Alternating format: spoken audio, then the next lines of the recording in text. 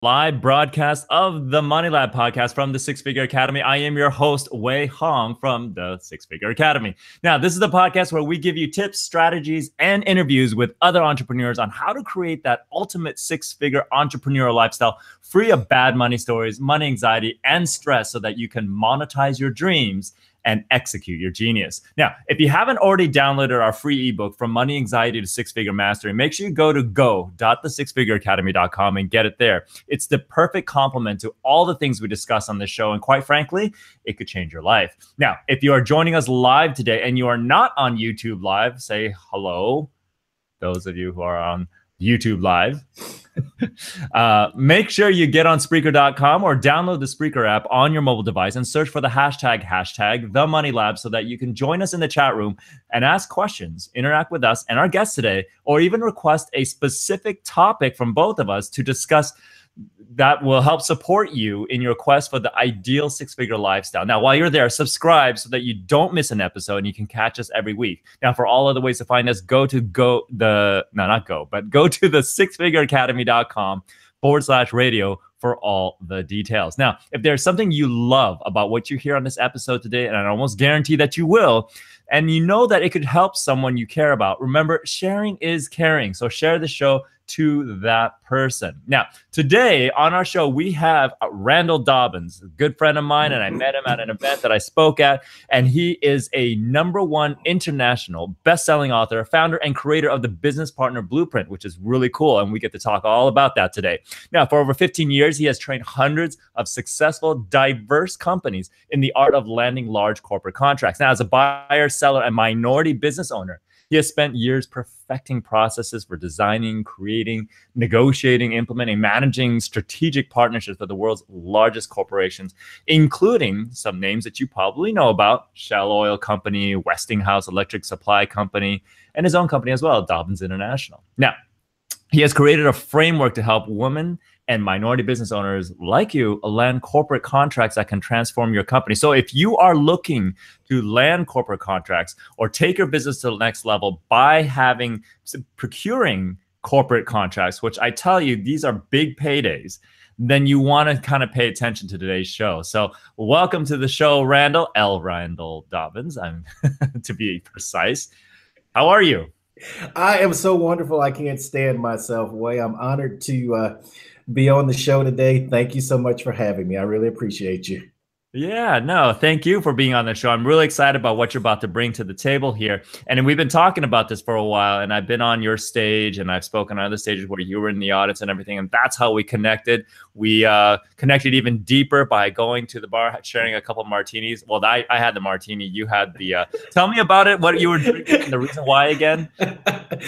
Oh, gosh. I think I might have been drinking water because I was actually on the stage for 3 days. But at any other time, I was experimenting. I had never had Johnny Walker Blue. I was in some liquor store in Alabama visiting my folks, and they had Johnny Walker Blue label. You know, my folks had red and black, so those are very, very familiar. But here recently, Blue Label came up, and they had some crazy price for a bottle of, you know, in my mind, Johnny Walker. From my youth, Johnny Walker was kind of like Schlitz. And Old English. You know, I'm not trying to trash Johnny Walker. It was just so readily available, so common.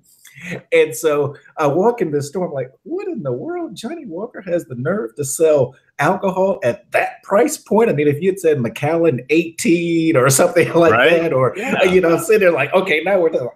And little did I know, Johnny Walker, my folks actually had good taste some 50, 40 years ago when they were drinking it. And so when you and I got together, and I said, you know what, I'm going to try a shot of Johnny Walker. I think, as I recall, it was like a $25 shot.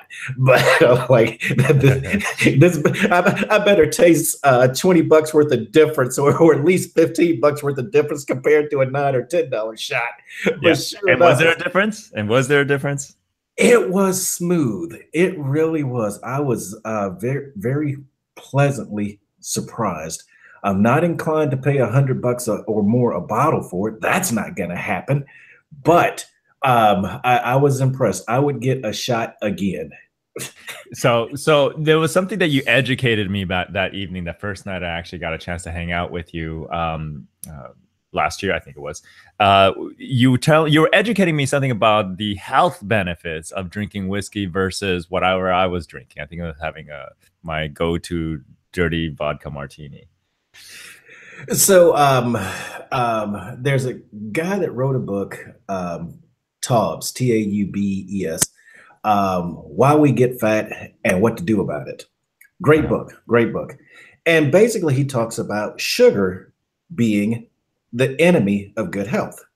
And in the US diet, we get sugar from everywhere. Corn syrup based sugar. You read I think if we breathe in the US, we get sugar. Sugar, right? And so he said for the alcohol drinkers, if you switch from whiskey, which is corn based, to scotch, you avoid it was scotch. the sugar. Yeah. So I'm like, well, shoot, I get to get my drink on and be healthy. I'm enjoying this. This is a win-win. whatever reasoning we can use to give us an excuse to have a little libation and embrace some vices in our life, right? There you go. That is the diet-friendly drunk's drink.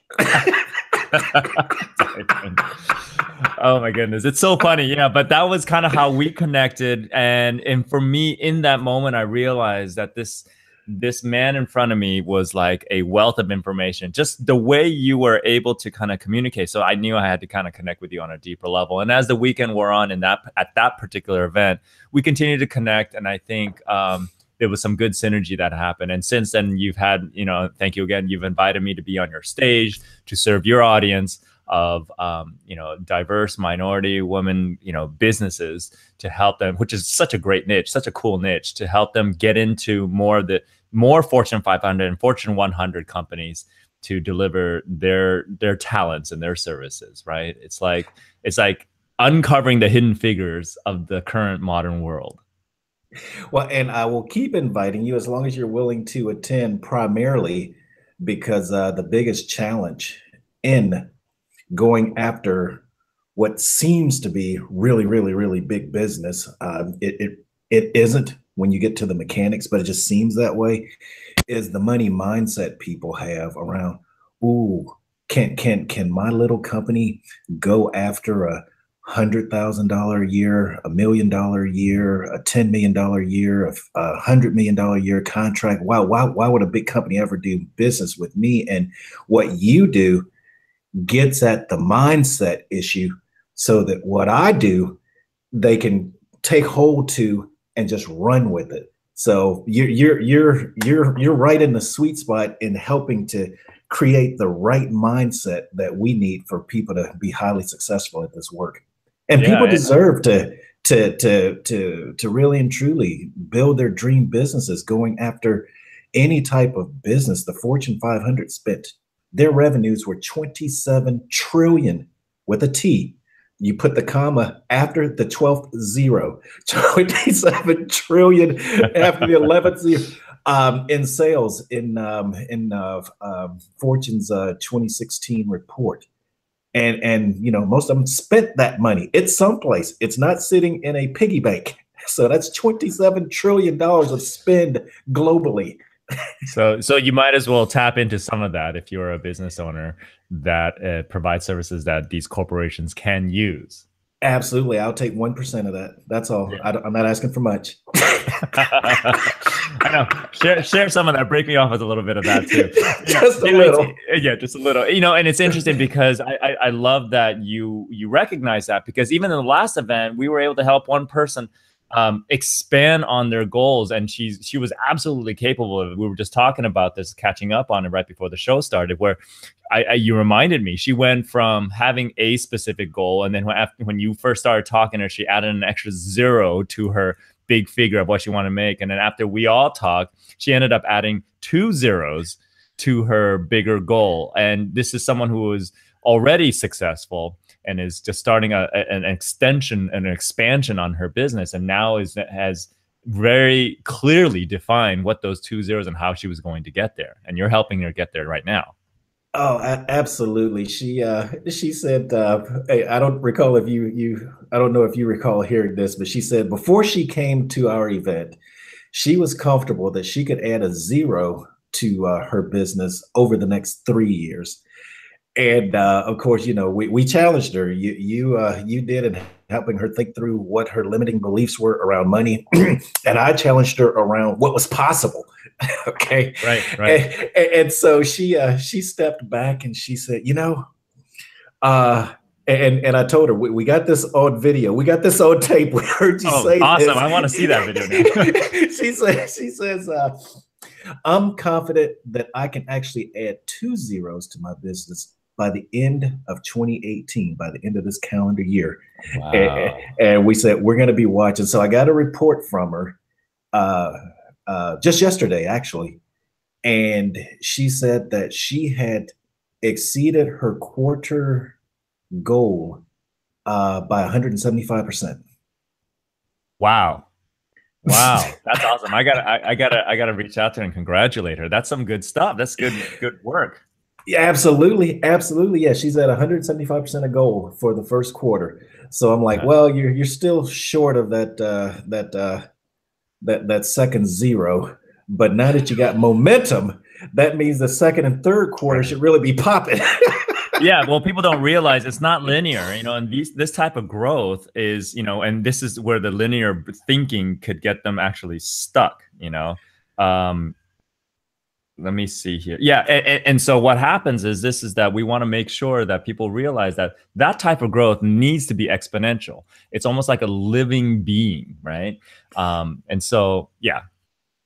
Well, and you put your finger on it because once you understand that it's exponential, it's not linear, then you have to then deal with the fundamental problem that women and minority business owners have going Mhm.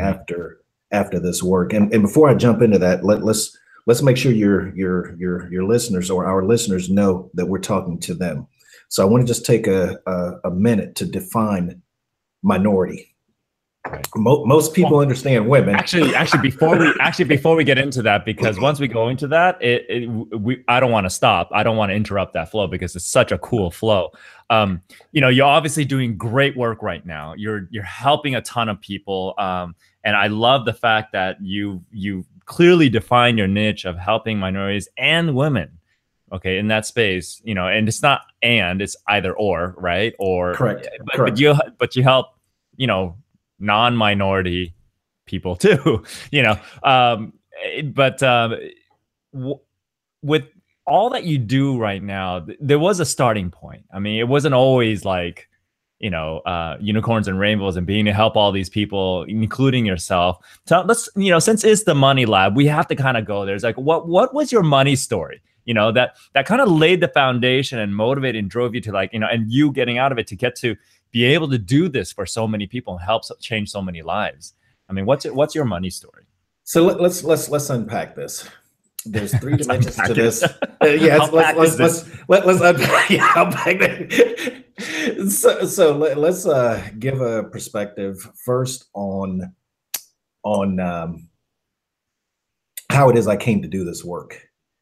And I specifically came to do this work, being at the top of my game at Shell, being at the top of my game at Westinghouse Electric Supply Company, or Wesco Distribution, as it's known right now. Really and truly, as a Black man, I'd gotten to the top ranks in both companies. I was, in the top 1 to 5 individuals, position-wise, in both of the companies. And so, paychecks were good, career was looking good, so forth and so on. I decided that I'm going to go start my own business, like a lot of us do. I got caught up in the .com bubble bursting. The last career move I made was to a .com. That bubble burst, and I got caught up in that. And so I said, well, let me start my own business. All excited. Fantastic resume, fantastic pedigree.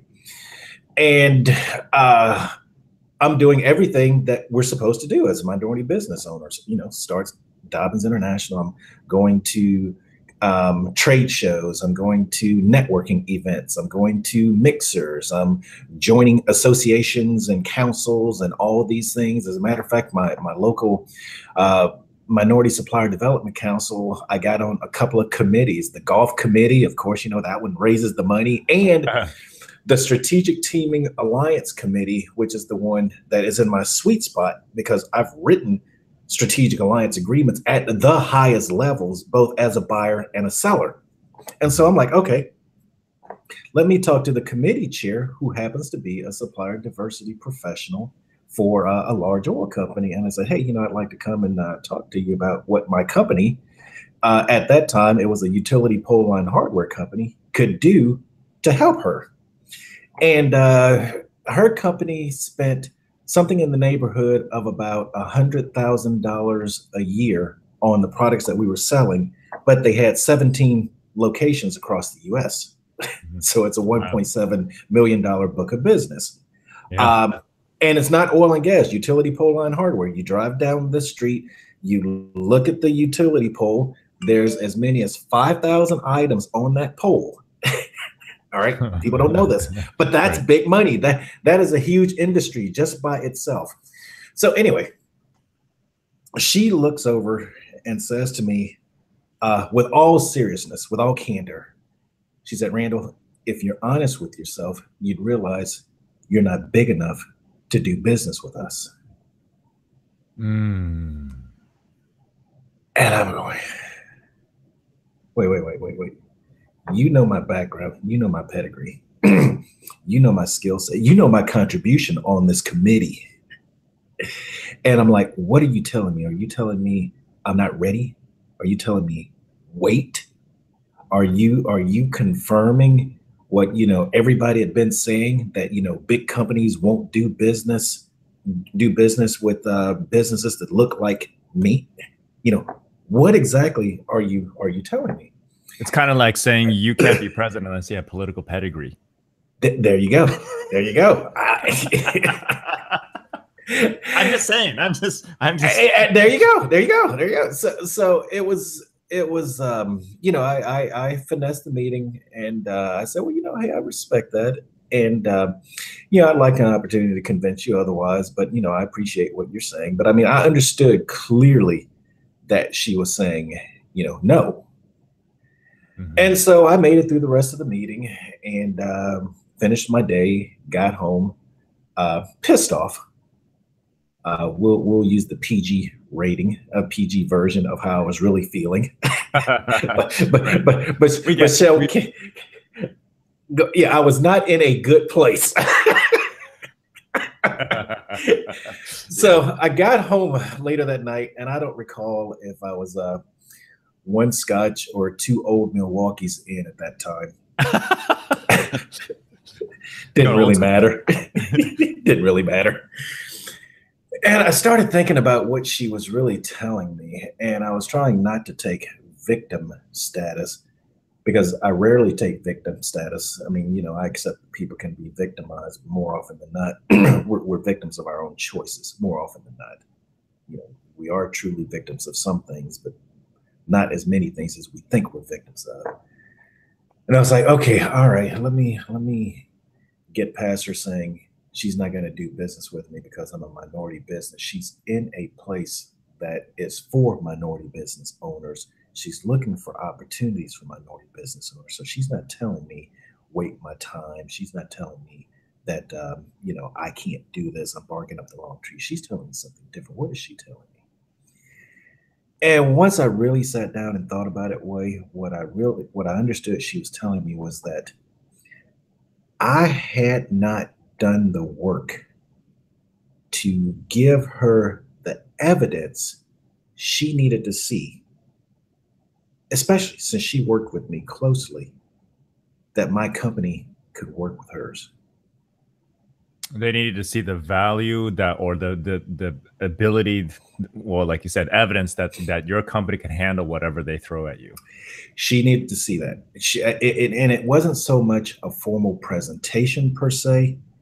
It was really and truly how I talked about my company? Did I demonstrate a fundamental understanding of the requirements of her company? How they, like you said, how they measured value? Did I give her some sense that I was more than a guy in the cell phone working, from his car? Right. So what was it that was driving that presentation to her that she didn't see that potential? I wasn't deliberate. I wasn't deliberate about it. One day I just woke up and I said, I'm going to ask a big company for an opportunity. Mm, And in that, I showed zero preparation. mm, mm. So the prep so because of that, that lack of preparation, you weren't able to show up in the way that you needed to show up to procure that particular account or that deal. That, and I didn't show up in a way for her to make the decision Mm-hmm. that she was going to risk her professional credibility internally to her company on my company. So in essence, go ahead. In essence, in a way you were playing too small. In a way, I was playing too small, and I was projecting that I was too small. Yeah. It's not a problem to be small to start, because everybody has to start somewhere. It's how you're actually projecting your energy, your intention, how you show up and everything. Is that what it was? Absolutely. That's absolutely what I was. And it was one of those where, I don't care how you get in. Everybody has this thing about trying to find the decision maker. We'll talk about that a little later. Mm-hmm. It's almost like you and me going to the corner car salesman. We don't go to the corner car salesman assuming that they're going to do all of the repair work and this, that, and the other and whatnot. We go to them thinking we just need the car. Once we drive off their lot, we may never see them again. Okay. Right. That's a problem when you're selling to corporates. Corporates need to understand you can sell the car, you can do the repairs, you can cover the warranty, and you can do any enhancements, modifications, and upgrades. So it's like a one-stop shop versus because they may or may not have the time or the resources, mostly time and resources, and as opposed to money to diversify their solution model. Versus, it's easier to just say, we'll just go here because they can do it all for us. Absolutely. Most solutions at this point are integrated. And think of it this way. A lot of us enjoy boutique shopping, but big box retailers have made it easy for us. We can go into one place, we can go to whatever department, we go in, we're out, and we're set. Corporations bundle almost like big box when they put their solutions together because they've lowered their total cost of ownership. Mm-hmm. They boutique shop when it doesn't meet requirement to do it any other way. Wow. So what do you think it was that that was running underneath? Okay, now getting back to the story. What was the story running underneath in that moment as you were showing up for that first one? Because oftentimes our money story doesn't show up until it's like the worst possible moment. Like it's when you're about to close your very first deal for your business that you're taking a leap of faith on, and all of a sudden, out of nowhere, this story shows up. my money story actually showed up a little bit later. I mean, that particular issue, because of my background, I knew how to solve it. And that's the essence of a business partner blueprint. But my money story showed up in trying to make business partner blueprint successful. All right. And so, that's so cool. So before you go into, let me just grab this so I don't forget it. So basically what you just said there was anybody with the right structure, with the right strategies and the knowledge can get a business started and moving. But really kind of monetizing it in a big way is when that money story starts to come into play in a more significant manner. For me, people with a profile similar to mine, where we really have strong technical skill sets to do the work. Smart people. All right. Yeah. My money story showed up, like I said, once I actually started going, and the issue was money management. Growing up as a child, we were lower middle class. My mom had 5 kids. There were 5 of us, and we stayed with my grandfather. And she remarried when the oldest 3 had gone off to college because my family was strong in education. The oldest 3 went off to college, and when she remarried, I gained another 6 stepbrothers and sisters. 6 more. Oh, wait. Like So built it's in, 11 or total. did your mom? Oh no, they came with the package. They came. Yeah, with yeah. Oh, okay, I was gonna say, wow, your mom got busy. Yeah, no. I was at the doctors. Told her that I broke the mold. It ain't working anymore. I would be the last. And so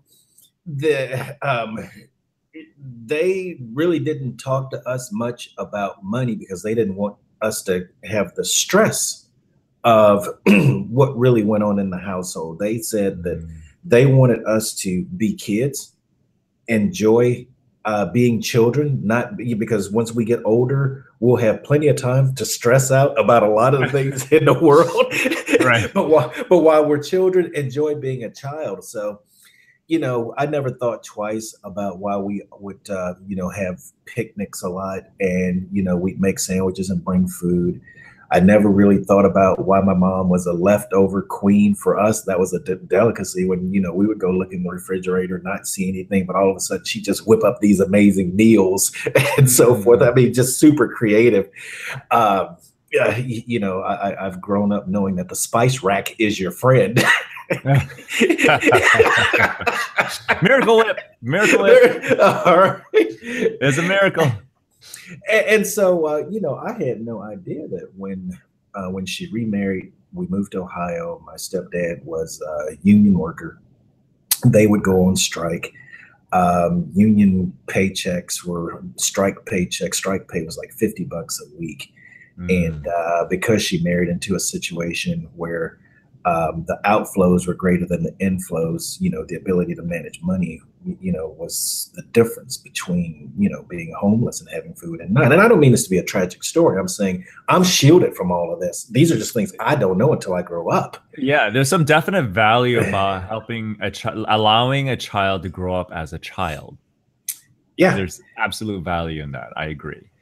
And so anytime I ever wanted anything, I always got it. It might not have been when I wanted it. So I remember wanting a soprano saxophone. Sure enough, my junior year in college, somehow or not college, in high school, my mom somehow or another figured out how to get one. I got a soprano saxophone. I remember wanting a Tonka truck. I got a Tonka truck. I remember wanting a Schwinn varsity bicycle for Christmas. I got a Schwinn varsity bicycle. So as a kid, I don't know what she did to make these things happen. I don't know what sacrifices were made. We always had clean clothes. Like I said, she managed to have food on the table. When I wanted different things, I got it. When she told me no, I didn't feel like I was being punished or whatnot, because when she said yes, she had the ability to say yes to the things that really mattered to me and say no for the things that I forgot about as soon as she said it. Right. Okay. So when I get business partner blueprint going under Dobbins International, I'm realizing, I have this somewhat loose relationship with money because it always showed up when I needed it. Right. And there was no formal like sit downs like this is what's really working, because there is definitely value also to identifying and to being real by saying this is how money actually works. This is how we're able to create these things. And there was never a conversation about that growing up. There was never a conversation growing up about it when I grew up.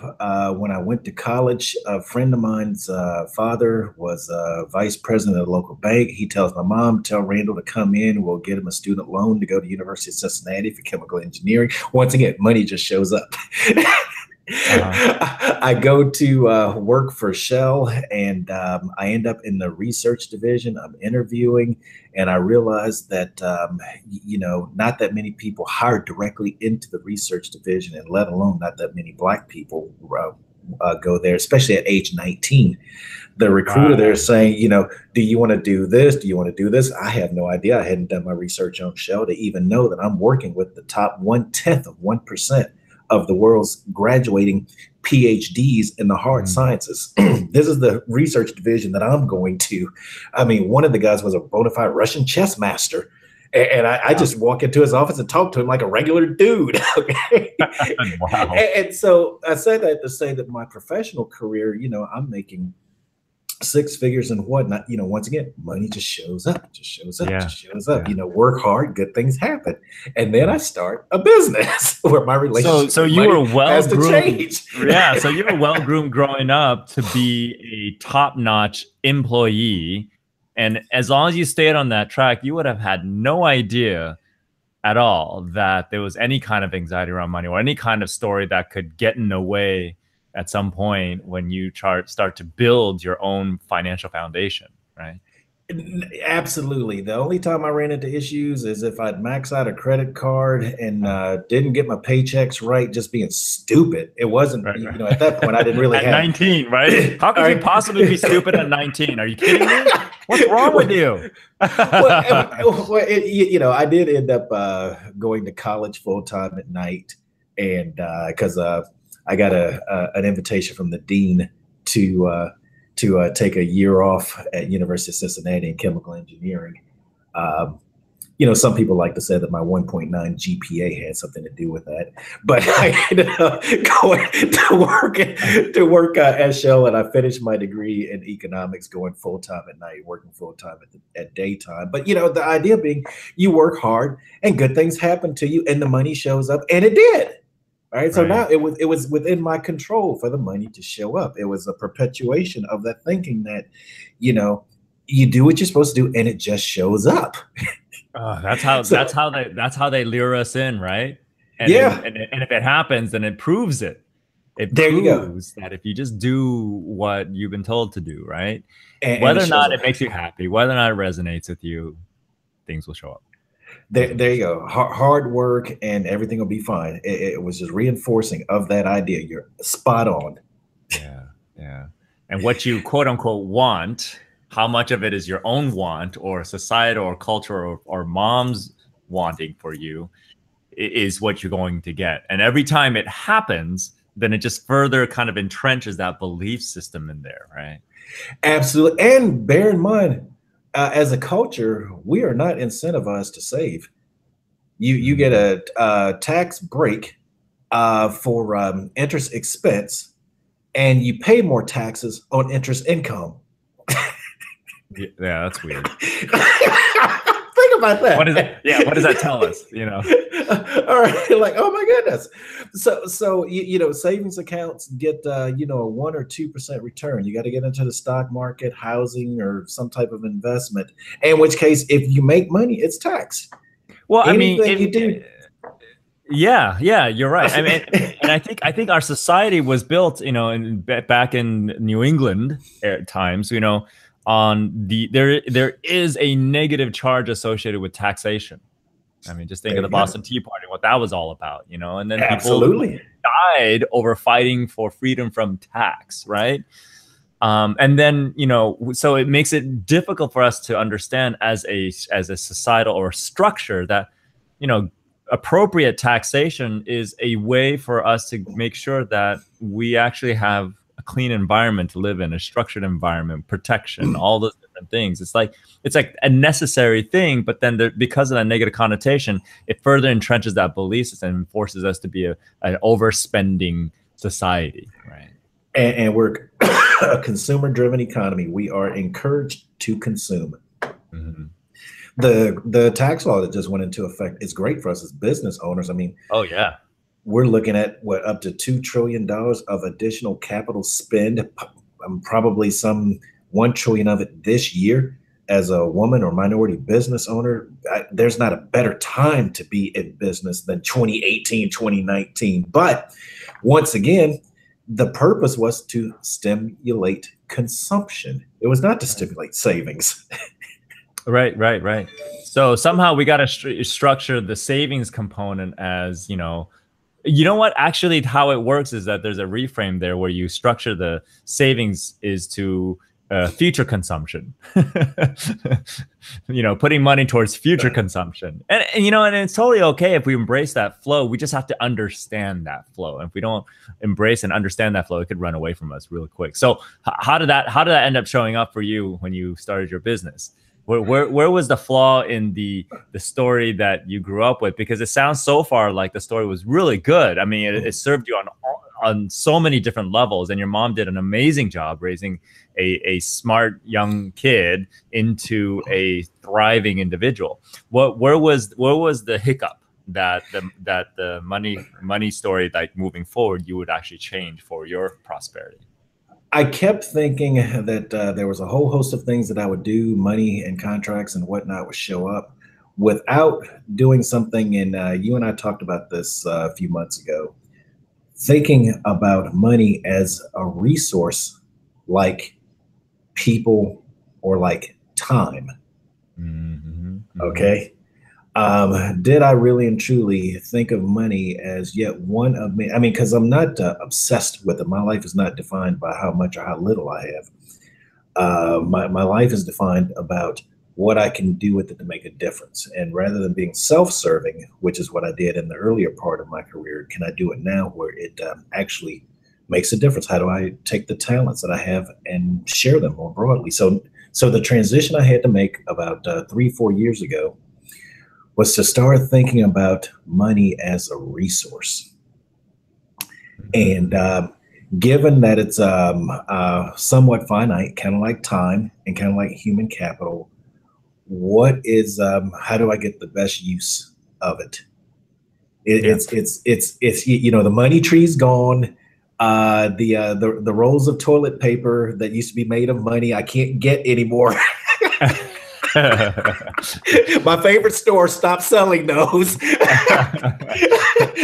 I got while the getting was good. And so it was a tough fall because it began to really and truly help me to recrystallize what I could say yes to and what I could say no to.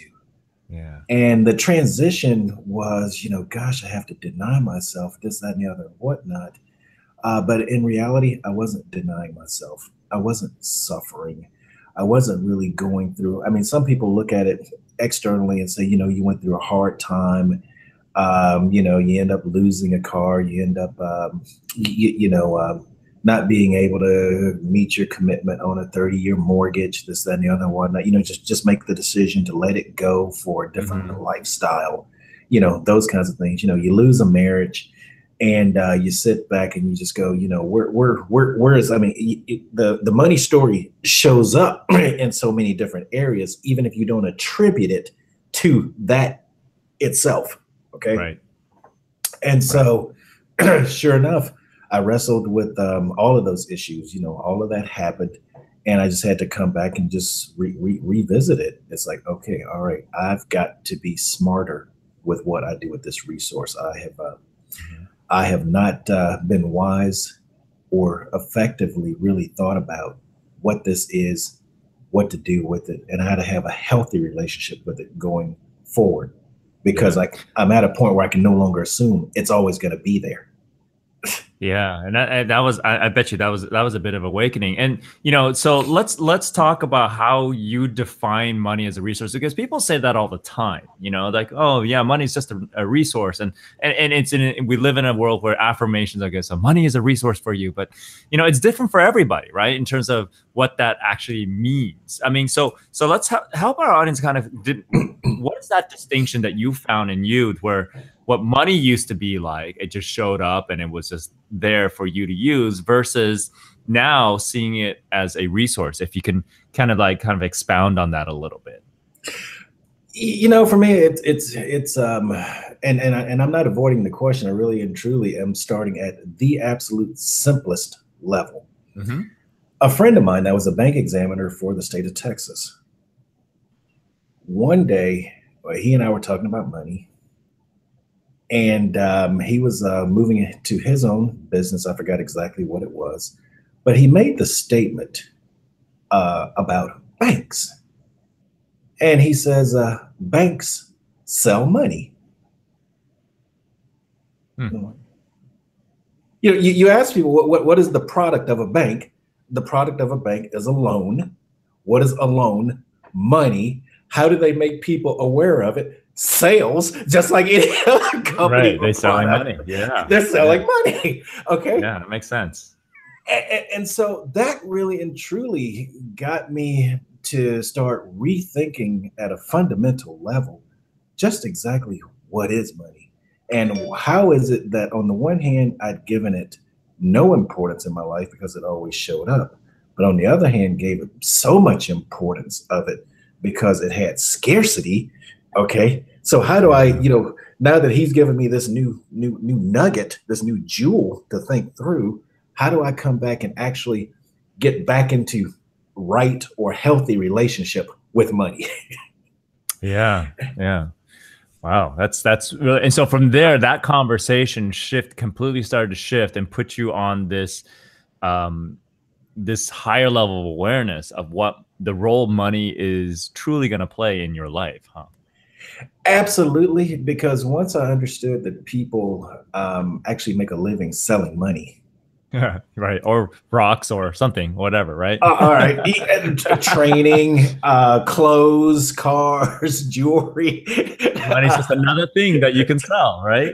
alcohol. Okay, then like any other product or service, there's ways you use it. There's ways you go about trying to procure more of it. There's responsible ways you use it and don't use it, and so forth and so on. And in and of itself, as you pointed out, it doesn't really have an intrinsic value. It only has the value that you assign to it, and that was the unlocking of um, moving to a healthier relationship with it. Was understanding that it only had value that I assigned to it. In and of itself, not at all. Right. Unlike a car that gets from 0 to 60 in 3.1 seconds. That's a fast car. The old Porsche 911 Carrera 911 Turbo. But it's like, okay, all right, that's different. It's like, look, if speed's valuable to you, hey, you can get from point A to B with no traffic awfully quick in this bad boy. But Right. money, no. The only value it has is what I assign to it. Right. And so there was just small pieces along the way of adjustments that I had to make to get into right relationship with it. Right. And as a result of those small adjustments, you were able to then truly start to create some measurable, quantifiable success with the blueprint money. Wait, what is it? Business partner blueprint. Business partner. Yeah, the business partner BPP. There you go. Right? Yeah, absolutely. We got the Hurricane Katrina came through. We partnered with an amazing company. We were able to knock down millions of dollars going after that rebuild. We were able to parlay that into other success, this, that, and the other, and whatnot. So money went away as a challenge for that venture until I started doing business partner blueprint directly to women and minority business owners. Because I'm playing at a different level. This is less about me securing a corporate contract for myself because I've been there, done that. This is more about working with business owners that are in the same situation. And I don't care whether you're currently doing business with corporations, but you can't get into the boardroom. I don't care if you got your foot in the door, but you're not getting any traction, or if you're trying to get your foot in the door, or if you're trying to decide if this is a market you want to go after. The issues are reasonably similar, and how you develop your relationship with money, and in this case, capacity. Because when you said a moment ago that this is not a linear relationship, what you basically spelled out was, as a business owner, you have to be smart about how you use the resource of money to build capacity to work with large corporations. One day they'll want 10 items from you, and 2 weeks later they're going to want 10,000 from you, and they won't take the excuse, I can't handle that. Right. So as a result of you creating that level of success in the Dobbins International group and being able to kind of like break through that, you are now paying it forward, if you will, with the business partner blueprint to help others do what you were able to achieve, not just in from a structural business or entrepreneur standpoint, but also recognizing of how you've taken your money story and transformed it, and that value piece that you're able to pass on to your students and your clients, right? Absolutely. You nailed it. Yeah, very nice, very cool. So let's talk a little bit about that now. Now that we got that whole the whole money piece, money story out of the way, let's go back to how you now then transitioned into what you're doing right now. Oh, okay, all right. So let's kind of give the listeners a sense of what I mean when I use the word diversity. So the Fortune 500, most of them have internal organizations called supplier diversity. And supplier diversity can either be in the supply chain or procurement organization, or they can be in HR. And in some cases, they actually have an actual diversity office. But they have specific categories of business owners that they include. It includes women. It includes minorities. Minorities in the U.S. are Black, African American, Mexican or Hispanic American, Indian American, Native American, Asian American. Oh, we're in there. You're in there. You're in there. In some companies, it includes veteran, service disabled, veteran, SDVOSB, services disabled, veteran owned small business, disabled business owners, and a new group coming along is LGBT as a defined group. Some companies recognize them, some don't.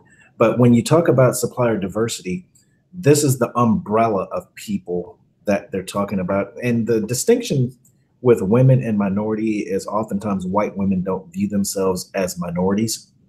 But from the supplier diversity perspective, they are a minority with regard to being historically underutilized and not having equal participation. If you say women are 51% of the population, almost definitionally, then why wouldn't women business owners have 51% of that $27 trillion in spend? Yeah, why not? All right. Not? Okay. Assuming that 51% of those women are all business owners, right? Well, there you go. There you go.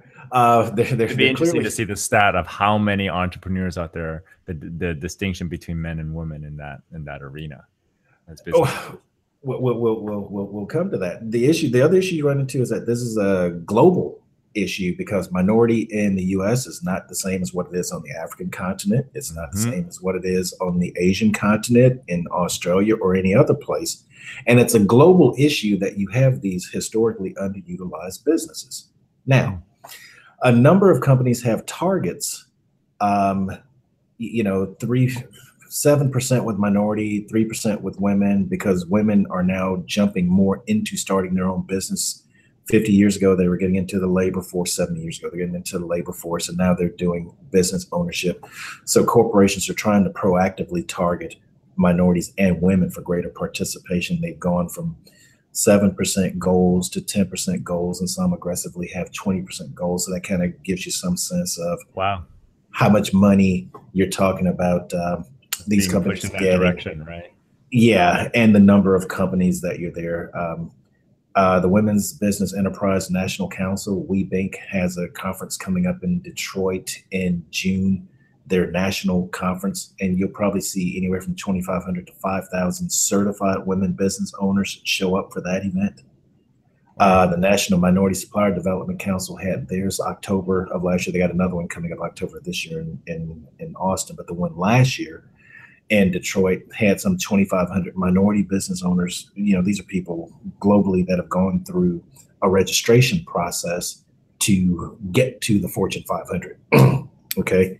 So the number of women business owners is increasing daily. I saw a report somewhere where I saw something to the tune of 150 women businesses are starting up every day in the U.S. Every day. Every day.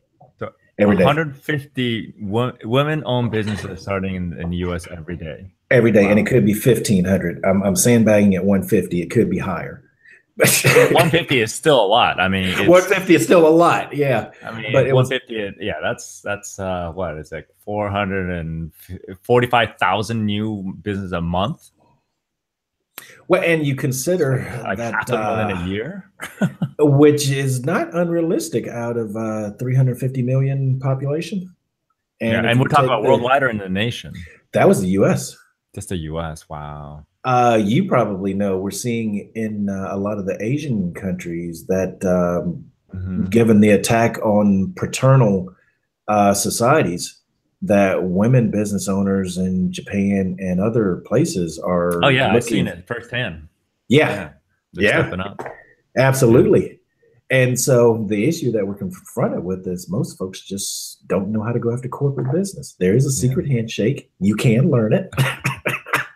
It's funny because most of my entrepreneurial contacts in Japan are currently women, which is Yeah, fascinating. Yeah. yeah. And it's because they're able to break away from that corporate type of mentality that it's corporate or die type of like, approach to career development and everything like that. So that could be why, And well, we tell all of our clients, you want to avoid the trap of being solely dependent on one single company. We've seen folks like Sears, and in the old days, Walmart. Walmart didn't do it as much intentionally, Yeah. but they would give a huge contract to a small or minority business owner for the purpose of putting them out of business.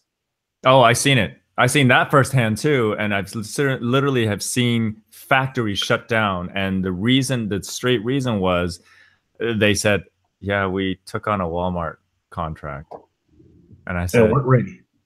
and they weren't ready, and they didn't have the structure for it. And so it's such a fascinating thing. I mean, there's Yeah. so much and I love that you were able to describe that diversity thing and how diversity is not just a US thing.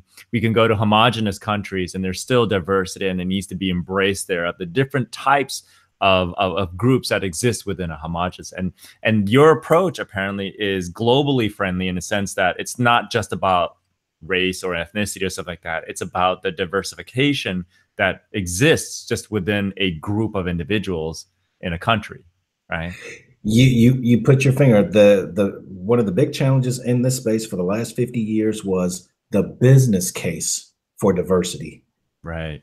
Now, you'd ask yourself, why in the world would we be having a conversation of what's the business case for doing business with historically underutilized companies? Yeah. It was like, okay, really? Are we really actually having this conversation?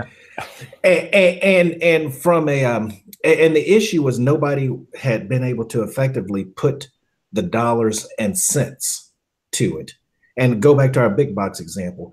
It's like, walk me through why I should stop shopping at the big box retailer to spend more money on gas, transportation, and time to go over to a boutique store that has exactly what I could get at Macy's.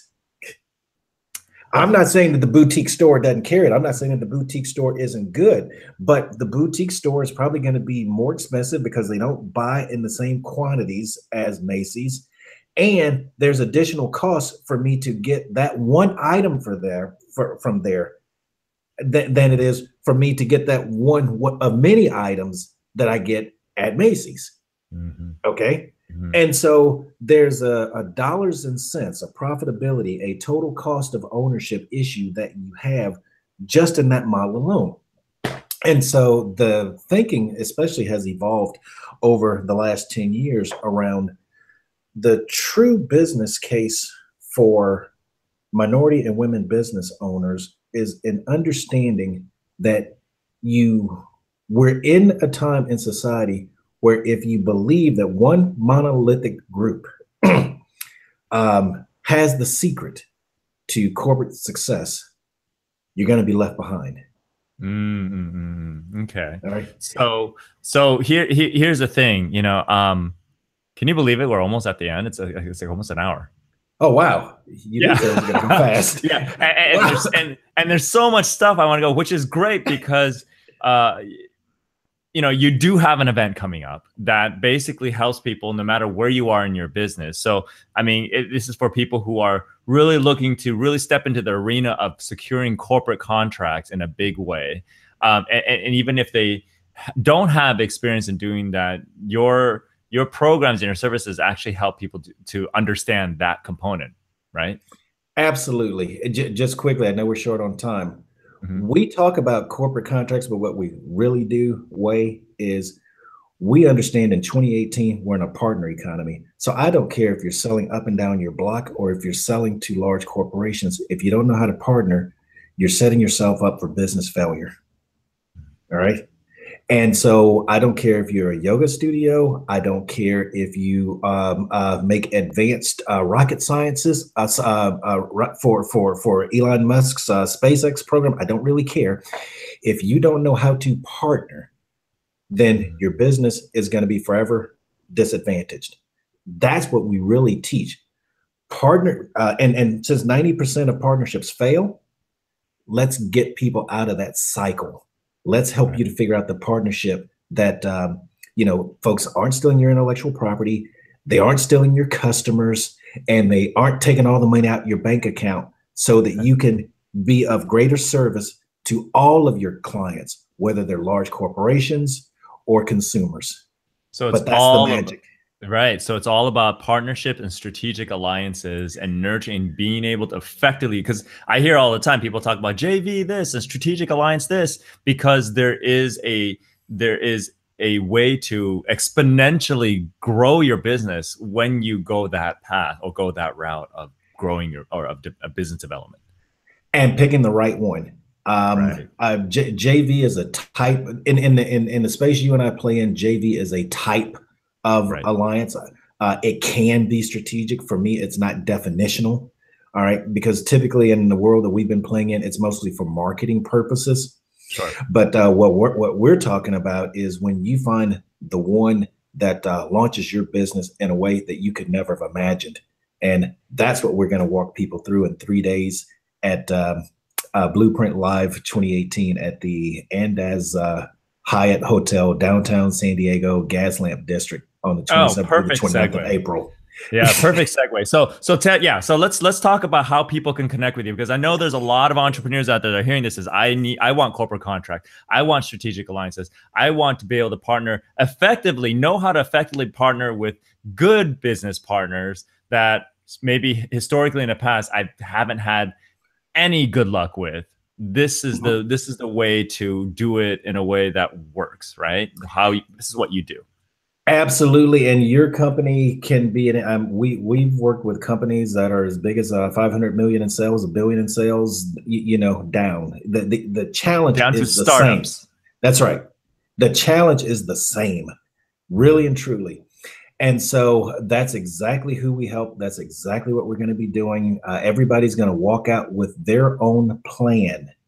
Yeah, we're going to offer folks an opportunity to work with us after the fact, but in 3 days, we're going to go through quite a bit of here's what you don't know that is going to make all the difference in the future of your business, so that you can build the business that all of us, or at least most of us, I know me, I'm trying to build a legacy business.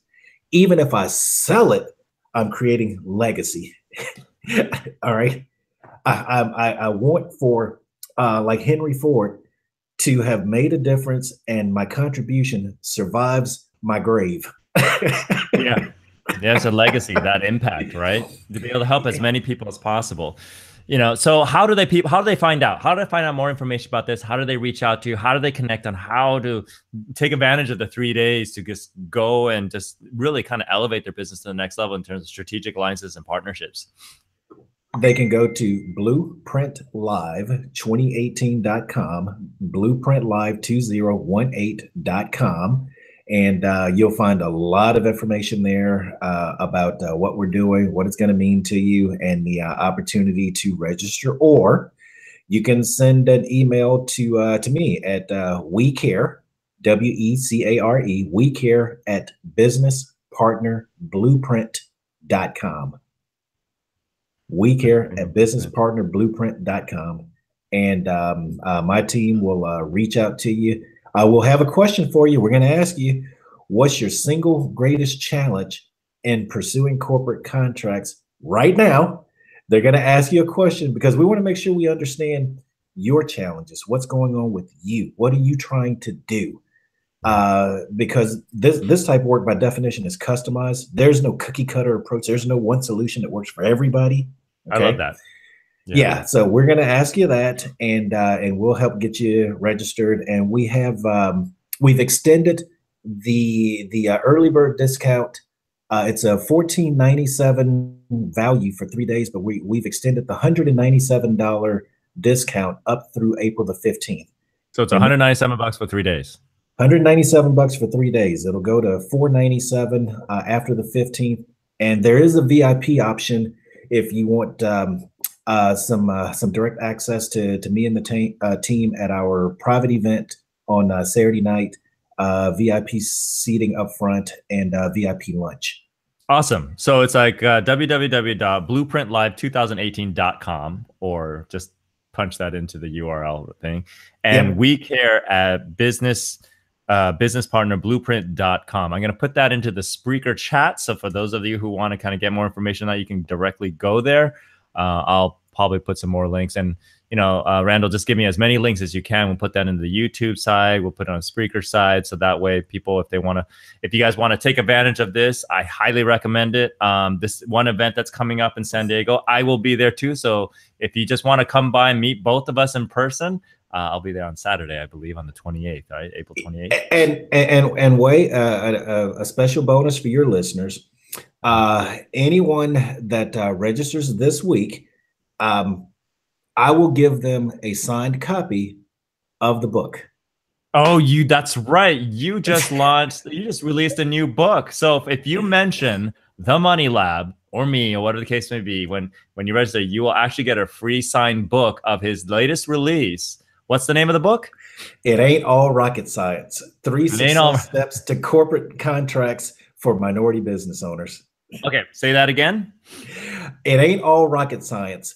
3 success steps to corporate contracts for minority business owners. You can go to Amazon. Just look up my name, Randall Dobbins. Randall Dobbins, and it'll probably come up. Okay, very cool. Awesome. Well, we're a little bit over, but I wanted to make sure that we gave people an opportunity to kind of really kind of dig deep, be able to kind of connect with you on a deep level. I mean, there's so much stuff here that we could have gone on. Probably, well, you and I talked till the cows come home.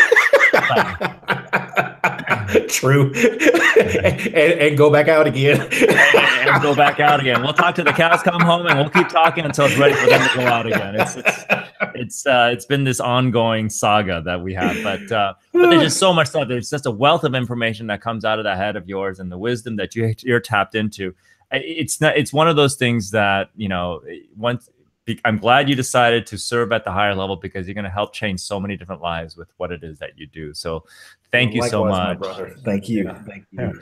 Thank you so much for coming on the show. So, so that's our show for this week. Again, if you found this episode to be valuable, reach out to Randall, go connect with him. Even if you can't make it to the event to go see both of us live, reach out anyway, because, you know, it's something that if it can make a difference in how you grow your business next in this year and beyond, then just having that conversation is more than enough. He's so generous with his knowledge and so generous with what he's doing. So reach out. And if you know of someone else that could benefit from what we talked about today, what Randall talked about today, definitely share it. Review us on iTunes, Spreaker, or like the episode on Google Live, on YouTube.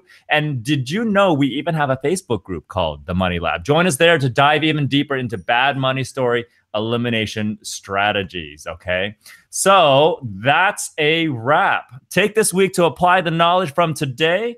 Have an amazing week, and we'll catch you next week on the Money Lab Live podcast, where we have Sarah Pruitt Soulful to talk about money adversity to money prosperity in the world of nutrition. This is Wei and Randall from the Six Figure Academy signing off.